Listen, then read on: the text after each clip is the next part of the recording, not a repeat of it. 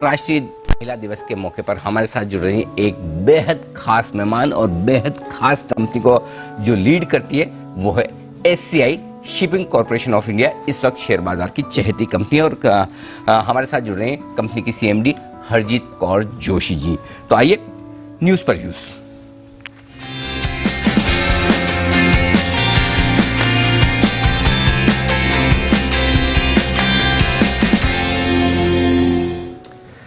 सबसे पहले तो SCI shipping corporation of India के बारे में बता दूं। वैसे तो अब आप सब जानते हैं पिछले 1.5 साल से लगातार अगर 100 हम 30 और 35 रुपए के दाम से लगातार आपको रिकमेंड करें तो वो शिपिंग कॉर्पोरेशन है। 1961 से इस कंपनी की शुरुआत हुई। 2008 में कंपनी बनी। नवरत्न ईस्टर्न शिपिंग और वेस्टर्न शिपिंग के विलय से ये कंपनी बनी थी। तो कंपनी का काम है क्रूड ऑयल ट्रांसपोर्टेशन का, ऑफशोर सेगमेंट में, साथ ही एलएनजी ट्रांसपोर्टेशन करने का कारोबार करती है।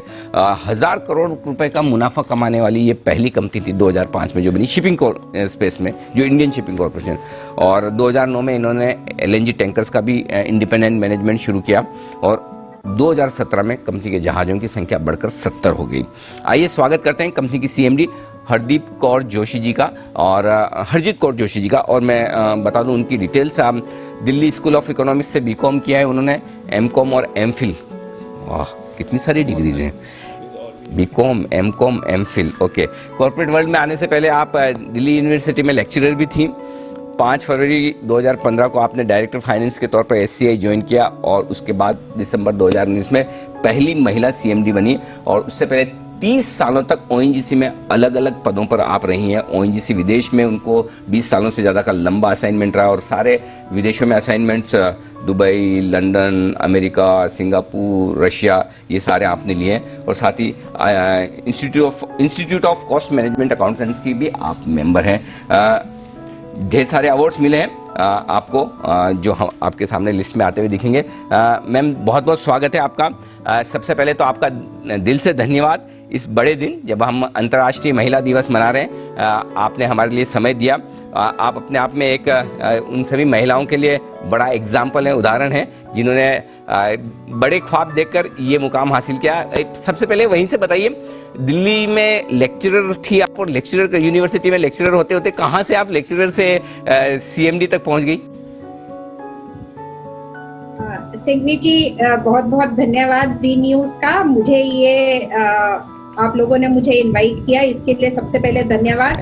आपने बिल्कुल सही शुरुआत करी। लेक्चरर से सफर मेरा काफी अलग आज जिस मकाम पे हूँ मैं। मेरे को जब मैंने 1983 में अपनी एमकॉम कंप्लीट करी थी तो मैं एक रैंक होल्डर होने के नाते मुझे तुरंत लेक्चररशिप मिल गई थी।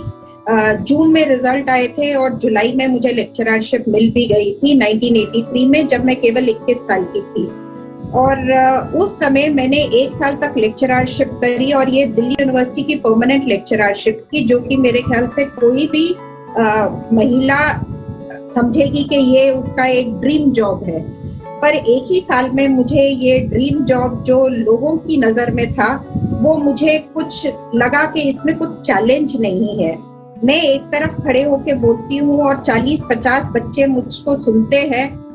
सब सुन रहे हैं कि नहीं सुन रहे हैं, मैं कुछ फर्क ला पा रही हूँ कि नहीं ला पा रही हूँ, मुझे वो समहाउ कम्युनिकेट नहीं हुआ और मुझे कुछ अपनी जॉब में चैलेंज नहीं नजर आया। और उस टाइम पे मैंने ओएनजीसी के लिए जो एक ऑल इंडिया कंपटीशन का एग्जाम था, उसके लिए मैं अपीयर हुई और फिर मेरा इंटरव्यू हुआ और मैं सिलेक्ट हो गई। और आपने बिल्कुल सही कहा, घर में काफी मंथन हुआ, काफी बवाल मचा कि उस समय जब टीचिंग को एक बहुत नोबल प्रोफेशन, आज के दिन में भी बहुत नोबल प्रोफेशन है और लेडीज खासकर अच्छा माना जाता था, उसको छोड़ के इसे क्यों घर के बाहर जाने की जरूरत है। तो ये मैंने उस समय एक चैलेंज था और एक कॉन्फ्लिक्ट घर में क्रिएट किया उस समय। इंटरेस्टिंग। और टीचिंग तो डेफिनेटली नोबल प्रोफेशन तब भी था, आज भी और हमेशा रहेगा। मेरी मदर खुद एज ए टीचर रिटायर हुई है, हेड मिस्ट्रेस रही वो स्कूल की और उन्होंने भी लंबी पारी खेल के रिटायर हुए। तो बड़ी इंटरेस्टिंग और इंस्पायरिंग स्टोरी है मैम। लेकिन जाहिर सी बात है, शिपिंग कॉर्पोरेशन में आप अकेली तो नहीं होंगी, और भी काफ़ी महिलाएं हैं आपके साथ जो काम कर रही? जी हाँ, मैं आपको बताना चाहूंगी कि अगर आप पब्लिक सेक्टर के परसेंटेज से चलेंगे तो SCI इसमें सबसे आगे है। हमारी कुछ महिलाएं 21% है, जो कि अगर आप PSU की एवरेज से भी चलेंगे तो लगभग 13-15% विमेन की परसेंटेज रहती है। उस हिसाब से हम श्योर स्टाफ में हम लोग आगे हैं एट 21%। और जो फाइनेंस, मेरा एक बेसिक क्वालिफिकेशन है, अगर आप फाइनेंस डिवीजन की SCI में बात करेंगे तो कुछ 50% महिलाएं हैं हमारी फाइनेंस डिवीजन में। और अगर आप सी फेयरिंग की तरफ देखेंगे उसमें भी SCI सबसे आगे है। ग्लोबल एवरेज कुछ 2% का है और SCI इसमें ऑलमोस्ट डबल के ऊपर है। हम कुछ क्लोज टू 4% है, 4% नहीं है, क्लोज टू 4% है। और हमारा अभी यही एफर्ट है कि हम अपनी विमेन सी फेयरर्स को किस तरह से और बढ़ा सकते हैं। बिल्कुल परफेक्ट। और इस वक्त शिपिंग कॉर्पोरेशन बड़ी सुर्खियों में, वजह तो हम सबको पता ही है, डाइवेस्टमेंट की तैयारी है। ये बताएं मैम, एक जरा आइडिया दे कि किस तरह के इन्वेस्टर्स इंटरेस्ट ले रहे हैं हिंदुस्तान में, हिंदुस्तान के बाहर। रोड शोज भी आपने किए होंगे, जाहिर सी बात है कि जो प्रोस्पेक्टिव बायर्स हैं वो आपसे आकर समझते भी होंगे बिजनेस के बारे में। नाम आप नहीं बता सकते, मैं समझता हूँ लिमिटेशन है, लेकिन एक ब्रॉड आइडिया दें कि किस तरह का इंटरेस्ट शिपिंग कॉर्पोरेशन को लेकर आ रहा है। सिंघवी जी, मैं ये मार्केट के सभी व्यूअर्स को बताना चाहूंगी कि we are getting a very good response for shipping corporation. और being at the helm of management, मुझे ये गर्व होता है कि इस कंपनी के लिए इतने खरीदार सामने आ रहे हैं। बहुत इंटरेस्ट आ रहा है इस कंपनी के लिए। कुछ कोर शिपिंग कंपनी से इंटरेस्ट आ रहा है डोमेस्टिक, कुछ फंड्स की तरफ से इंटरेस्ट आ रहा है, कुछ कंसोर्शियम्स बन करके आगे आ रहे हैं। तो कुल मिलाकर के काफी डोमेस्टिक, इंटरनेशनल, फंड हाउसेस, सब तरफ से इंटरेस्ट आ रहा है कंपनी के लिए। क्या बात है। तो सब तरफ से बड़ा इंटरेस्ट आता हुआ दिख रहा है और आगे बात बढ़ती हुई भी दिख रही, काफी इंटरेस्टिंग भी है। लेकिन एक चीज बताएं मैम कि जो शिपिंग कॉर्पोरेशन के वैल्यूएशंस 1-1.5 साल पहले देख रहे थे, आप भी 2019 से आपने CMD का पद संभाला है, उसके बाद जबरदस्त परफॉर्मेंस भी आई है। आप क्या समझते हैं, क्या शिपिंग कॉर्पोरेशन में किस वजह से इतना बड़ा इंटरेस्ट आ रहा है? क्या स्ट्रेटेजिक एक कंपनी है, या फिर अनडिस्प्यूटेड लीडर है, या ग्लोबली बिजनेस आउटलुक बहुत बढ़िया है? ऐसा क्या शिपिंग कॉर्पोरेशन में कि सबको इतना ज्यादा इंटरेस्ट है? देखिए, बिजनेस आउटलुक की अगर मैं आपको बात बताऊं तो इस समय शिपिंग बिल्कुल अच्छे से नहीं कर रहा है। मार्केट शिपिंग की बहुत ज्यादा खराब है। जो टैंकर की मार्केट है वो एकदम बॉटम आउट हो चुकी है। इस समय आपकी ऑपरेटिंग कॉस्ट भी कवर नहीं हो रही है। तो शिपिंग का, जहां तक आप जानते हैं कि 2008 से जो ये इंडस्ट्री डिप्रेशन में चल रही है, उसके बाद ये इंडस्ट्री अभी तक बाउंस बैक नहीं करी। तो अगर आप इंडस्ट्री आउटलुक की बात करेंगे तो शिपिंग अभी तक इट इज नॉट कंसिडर्ड। ज्यादातर लोग इसमें अभी भी बेरिश हैं, बुलिश नहीं है शिपिंग को लेकर के। तो फिर हम आते हैं कंपनी की ओर। तो कंपनी की परफॉर्मेंस बहुत उम्दा रही है, ये आप लगातार हर क्वार्टर में कवर करते हैं। उसके अलावा मैं सब व्यूअर्स को ये बताना चाहूंगी कि कंपनी के फंडामेंटल्स बहुत स्ट्रॉन्ग है। इस समय हमारा जो डेट इक्विटी है वो एक ऑल टाइम लो पे है, जो कि अपने आप में एक मकाम है। बहुत कम, जनरली कंपनीज बहुत ओवर लीवरेज्ड होती हैं, जिसके कारण रिस्क होता है। शिपिंग एज इट इज एक बहुत रिस्की बिजनेस है।